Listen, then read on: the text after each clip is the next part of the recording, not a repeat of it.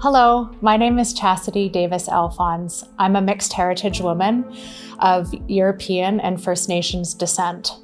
I'm a proud member of the Cla'emine Nation and married into the Chilcotin Nation to Nitsaleen Chief Joe Alphonse of the Kladinko government. I've been adopted into the white family of the Heiltsuk Nation at one of their potlatches, and I've also been gifted the traditional name Laqualis from the Kwakwala peoples, which translates into the Great Inviter. I stand on the shoulders of my Indigenous ancestors who have been stewarding our lands for generations. I've been consulting with TELUS since 2019, supporting the multi-year journey to embed reconciliation with Indigenous peoples into all parts of TELUS's business. Indigenous peoples have been at the forefront of the truth and reconciliation movement for generations, leading the way for non-Indigenous Canadians, governments, and businesses to fully step into these efforts. Today, I'd like to talk to you about the steps TELUS has taken in its commitment to reconciliation. Before the Confederation of Canada, Indigenous peoples thrived on their traditional territories since time immemorial as self-sufficient, sophisticated nations. The historical injustices faced by Indigenous peoples since the Confederation of Canada are vast and complex, but these injustices are not only historical.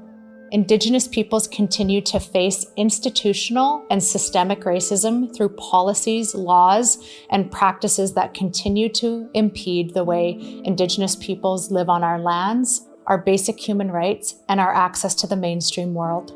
So when we talk about reconciliation, we're talking about establishing and maintaining a mutually respectful relationship between Indigenous and non-Indigenous peoples in this country.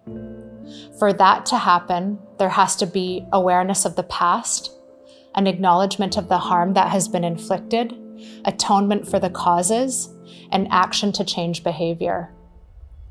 As a corporate and social purpose leader, TELUS has been engaging and working collaboratively with Indigenous peoples for more than a decade, providing access to advanced broadband connectivity in rural and remote communities.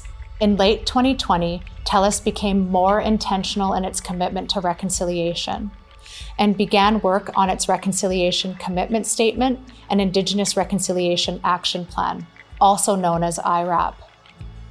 The action plan was guided by the Progressive Aboriginal Relations Program and deeply informed by three key frameworks of reconciliation. First is the Truth and Reconciliation Commission's 94 calls to action for Indigenous and non-Indigenous peoples to come together to help repair the harm caused by residential schools. Second is the United Nations Declaration on the Rights of Indigenous Peoples. And third is the 231 calls to justice established by Reclaiming Power in Place, the final report of the National Inquiry into Missing and Murdered Indigenous Women and Girls. The action plan outlines TELUS's commitment to pursuing the path of reconciliation in a deeper and more meaningful way. It is framed by four key pillars created in engagement with Indigenous peoples and underpinned by Indigenous ways of knowing and ethical space. The first pillar is connectivity, the commitment to collaborate with Indigenous governments and organizations to deliver advanced broadband connectivity to Indigenous communities, like in the Cariboo-Chilcotin region, where every populated Indigenous community now has access to TELUS's advanced broadband networks.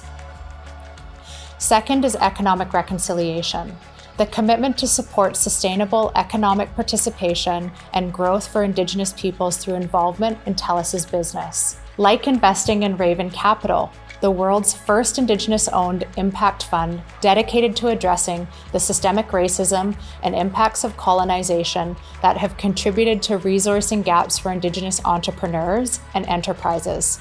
Third is cultural responsiveness, the commitment to listen, learn, and understand how TELUS can meet the unique needs of Indigenous peoples, build meaningful relationships, and ensure a culturally responsive experience for Indigenous customers. Like digitizing, promoting, and distributing the interactive experience of artist Carrie Newman's Witness Blanket, to ensure it has a lasting impact as a national monument recognizing the atrocities of the residential school era and representing a promise to truth-telling. And fourth is enabling social outcomes, the commitment to develop and expand programs that look beyond connectivity to enable longer-term community prosperity and success. Like TELUS's Mobility for Good for Indigenous Women at Risk, a program that provides free smartphones and data plans to Indigenous women who are at risk of or surviving violence.